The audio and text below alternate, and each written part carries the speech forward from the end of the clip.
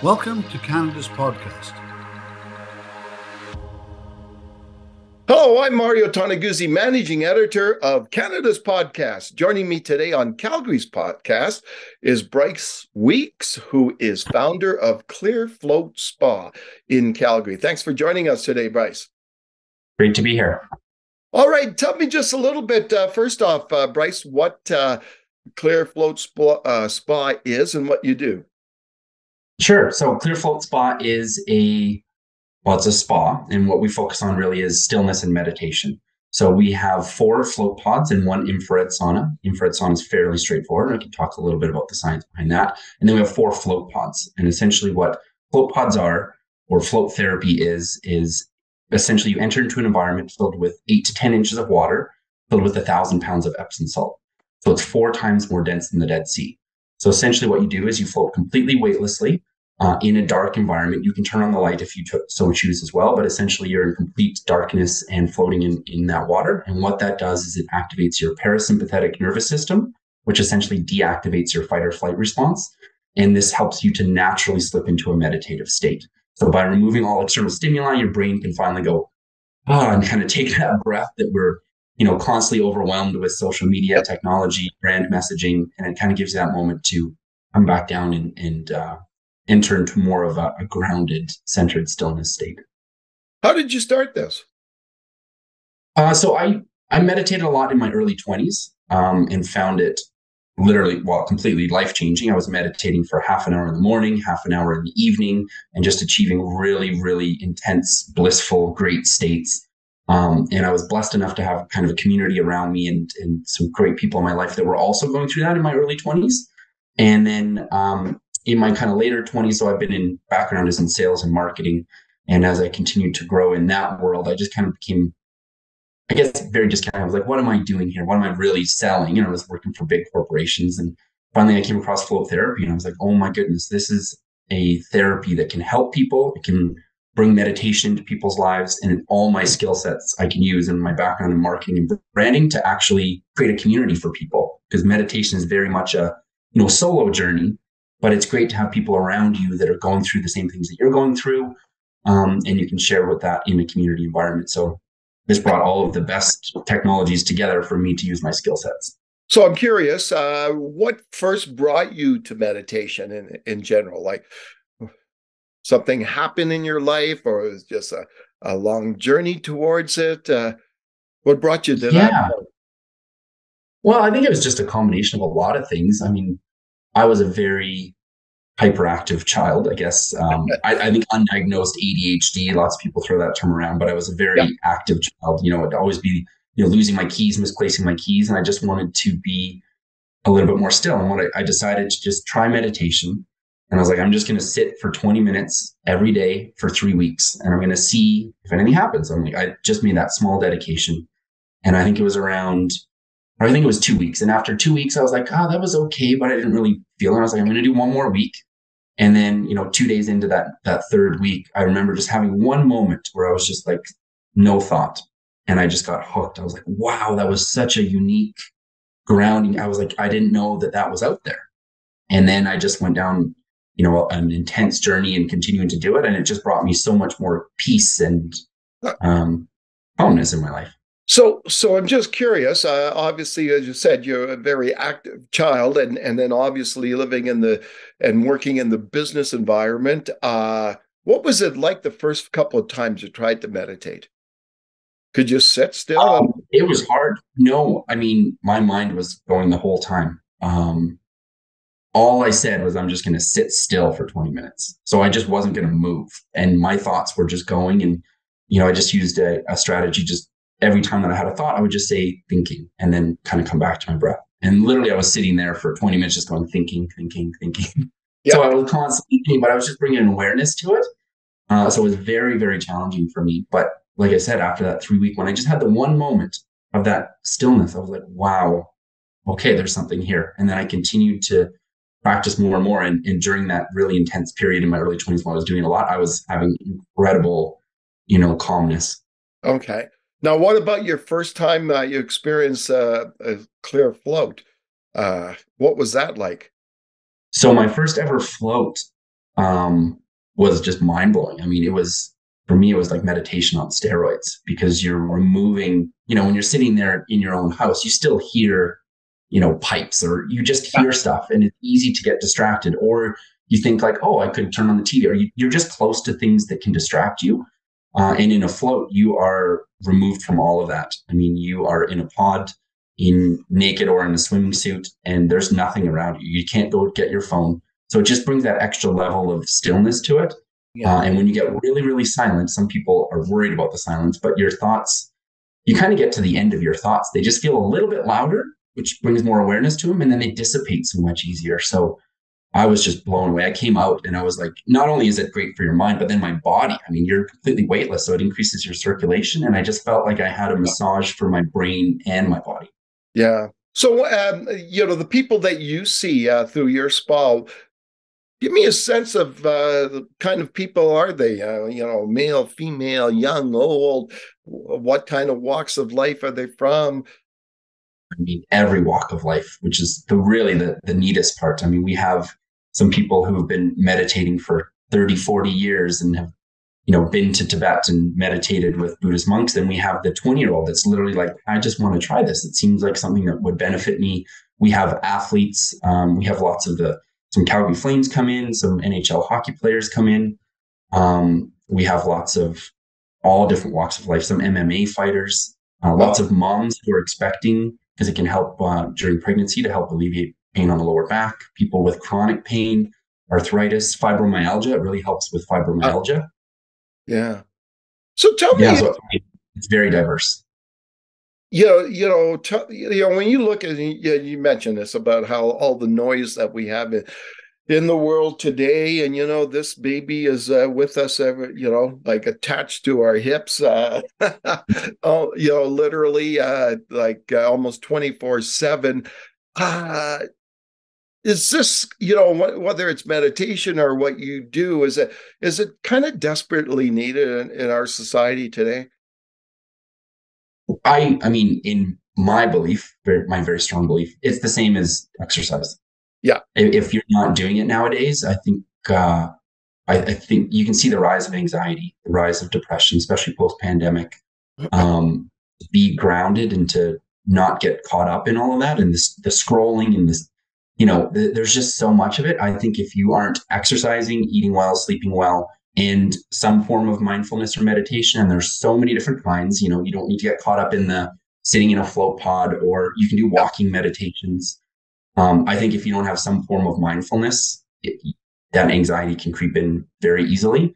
So I think it's just as important as a balanced diet and exercise. So tell me, in terms of the meditation aspect of everything, how that has been helpful to you on the business side of things, on running and operating a business. Oh, I think immensely. I mean, everyone says starting a business is the most stressful thing you can do next to having a child or moving. Yeah. And it was stressful for sure when I was starting it up, but I used floating a lot, and it just felt fairly, I don't want to say easy, but I was just calm when things were happening. It was just like, okay, what challenge do I have to deal with? And we would continue to move on and move forward. I don't think it becomes, it's just such a key part of my life. Yeah. Especially with opening up. And of course, sometimes I get distracted. I don't meditate as often and I need to come back to it. But when I'm meditating heavily, there's no question. Things come at me and it's like, oh, that's interesting. I guess I'll have to deal with that challenge, as opposed to just reacting. And your cortisol spikes up and you start getting really stressed and you basically get elevated like you're fighting a bear. When nowadays we don't need to fight bears, and yet we're releasing cortisol as if we're fighting bears. We get an email and we, get stressed and get all amped up, when I think we're in a pretty safe environment. We just need to be a little bit more mindful of that. Yeah. Now, when you started, sorry, when did you start this, by the way?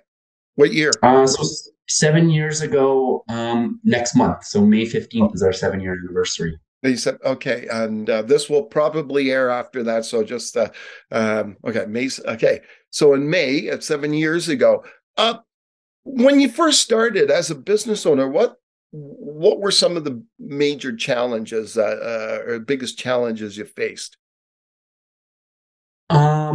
Oh my goodness, there were a lot. I Because don't know. I mean, you hadn't been a business owner prior to that, right? You were just no. working for the man. Yes, I was indeed working for the man for sure. I think, the getting, banks on board to believe in me, especially when I hadn't done it before, I Yeah. think was a challenge, and the confidence to be, this, especially that a bank is going to give me money to start up a spa where you do nothing, quote unquote.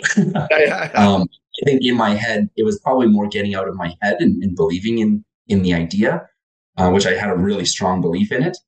I think dealing with that, definitely like negotiating the lease was a little bit outside of my comfort zone. But really, for me, it was about finding the team around me or the people and having the confidence to ask for help. So luckily, I had a lot of people around me, and I would find the expert within my network that could help me through each process that I didn't know. So I need, knowing what you know and knowing what you don't know, I think is very crucial. Yeah. Now, does it help? This is going to be kind of a weird question, but does it help, in terms of the meditation that, like the persona that you give out, right? And just, my amateur psychology here, you seem to be very calm, level-headed person. So does that help from the business standpoint of things? When you are forging relationships with different people, and what you have to do in running your business. Yeah, well, I think a calm persona or a calm state is important for leadership, right? When you're encountering challenges, you don't want the leader that's just running around, the house on fire. You want calm, focused, centered decisions, and then confidently moving forward in them. And meditation certainly helps with that.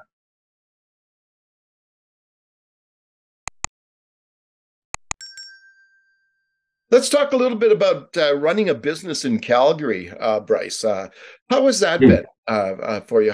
What would you say that some of the benefits are of being a business owner, an entrepreneur in Calgary? Oh my goodness. Well, I think they're immense. Calgary is a fantastic city.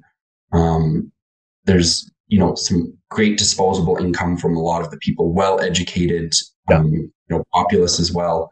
And they really take, for me personally, in the health and wellness side of things, they really focus on their health and wellness here in Calgary as well. The very active people, especially in the winter times, people are still going to fitness studios. There's a lot of access to fitness studios, a lot of education on health and wellness. And we've done really well. We even opened up, in 2016 when there was kind of the downturn in oil, because Calgary is very oil centric. We actually, people were worried for me and et cetera. And we did exceptionally well, because during those times, people turned to their health and wellness during stressful times as well. So we've had even throughout the pandemic, and then after the pandemic, we've been doing incredibly well, because I think the news is out that meditation and mindfulness is very important. And I think we saw a lot of the cracks start to show in everyone's health and wellness, myself included, during the pandemic, and that this is the thing that needs to be prioritized at all times. Yeah, and that's become a major issue these days, the mental health side of things, right? And you can't go anywhere without some news report talking about state of mental health in Canada, well, elsewhere as well, in the last couple of years, right? 100%. Yeah. It's all we have, our bodies and our minds, right? Yeah. That stress too is a killer. It's talk about the beyond the mental side of things, because you talk a little bit about the physical side of things of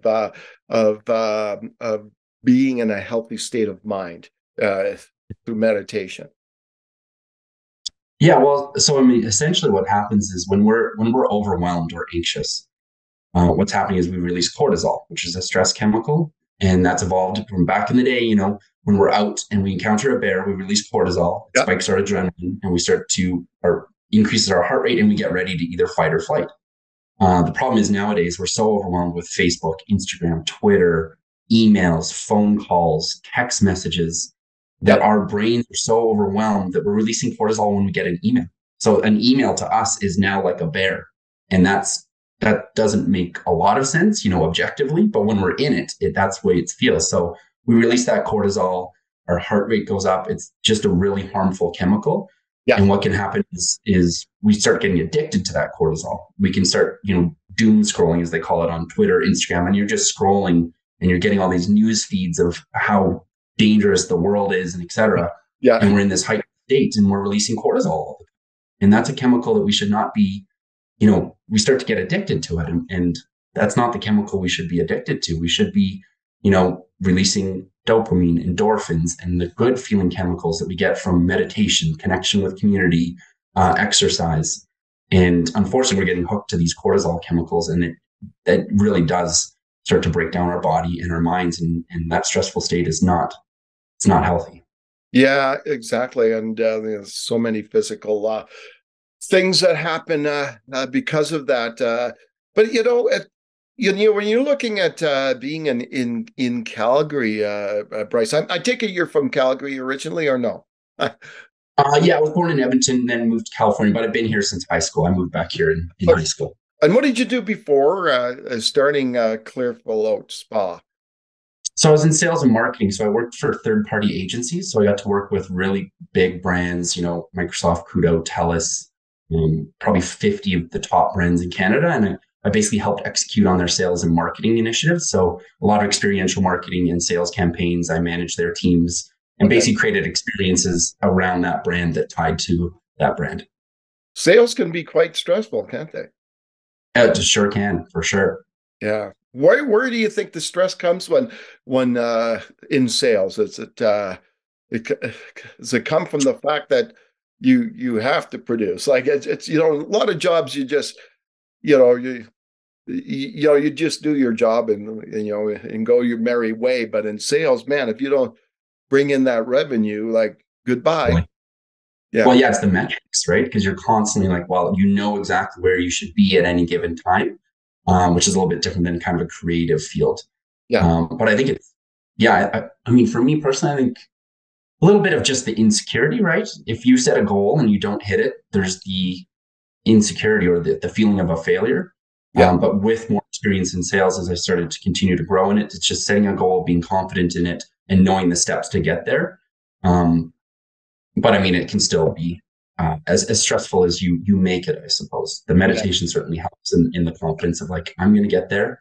I know how to get there, and just being calm and confident about it. Yeah. What are you thinking in terms of your business, Bryce? Are you looking at expanding in the future? Where's the growth coming from or going to be in this? Or are you just happy with just what you're doing now? I mean, I am happy with what I'm doing now, but I do feel the growth is coming. I can't make any announcements right now, but we are certainly looking at continuing to grow. I think the demand for float therapy is growing. The demand for stillness, really, at the end of the day, that's where my passion lies in our mission is to help remove pain and anxiety in people's lives. And there's many different therapies that can do that. And float therapy is one of those. And we're going to continue to grow in that area. And I think others in the future here as well. Okay, then.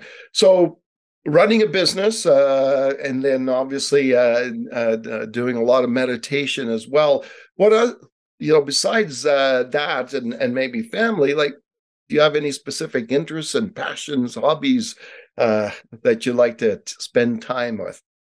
Yeah, for sure. Family is obviously very important for me. I have 2 little boys, so lots of time with them. And that keeps me pretty busy. Okay, I got to ask you $1 million question then. 2 little boys, have they ever tried meditation?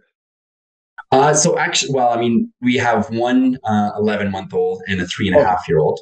So it is a little bit challenging, but actually our 3.5-year-old does do yoga. So we don't do a lot of screen time with him.